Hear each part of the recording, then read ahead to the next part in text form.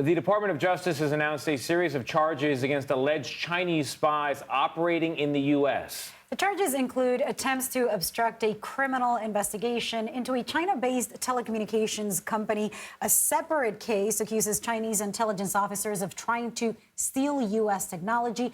And the DOJ also claims the Chinese government has launched an intimidation campaign to try and coerce a person living in the U.S., a political dissident, to return to China. Let's listen.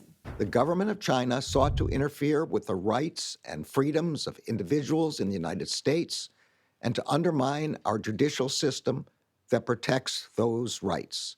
They try to silence anyone who fights back against their theft, companies, politicians, individuals, just as they try to silence anyone who fights back against their other aggressions.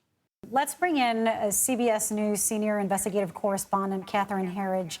Catherine, what can you tell us? I mean, we just heard Director Wray kind of connecting these cases. About these cases, what kind of precedent is there for something like this? And why are they so important specifically now?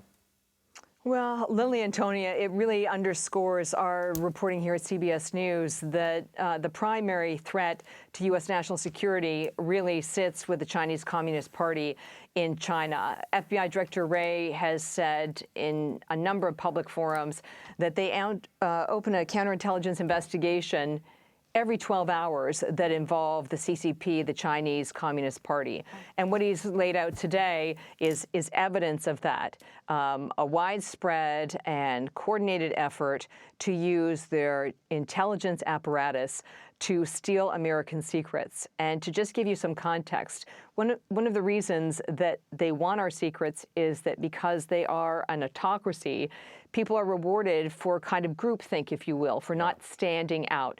But here in the United States, we applaud and recognize individuals and individual ideas. So they're really after our intellectual property. In the first case, Director Wray and Attorney General Garland mentioned, without saying the name of the company, is Huawei. Huawei is accused of going after American secrets and intellectual property in order to advance themselves and to also steal our data. So to keep it as simple as possible, what we've seen today is an illustration of what we hear consistently privately through our reporting, that the major threat to U.S. national security is the Chinese Communist Party, and they will do whatever it takes to steal our ideas and our technology to give them that advantage in this great power competition between the U.S. and China. Catherine, that's such a good point about the culture in America that produces these extraordinary technological breakthroughs. Through incentives that do not exist in that system. Yes, exactly. You know, listening to that press conference, I feel like it's a defense on the one hand of American business and American creativity, but also a defense of American ideas and the concept of rule of law here.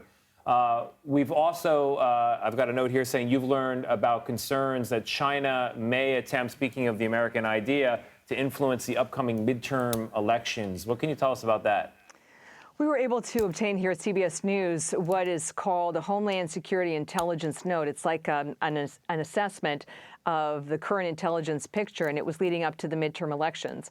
And it said that they're seeing a lot more activity from CCP or Chinese Communist Party entities related to the midterm elections, in part because they believe there's less scrutiny because it doesn't have the same stakes as it would in a presidential election. I can tell you from hearing from current and former intelligence officials, there's still a lot of dispute over how active the CCP was in the last presidential election. And the concern has been that because their efforts were not called out publicly and blunted, that they feel emboldened as we enter this midterm cycle. And if I can just give you one final point you may find kind of interesting about these FBI investigations.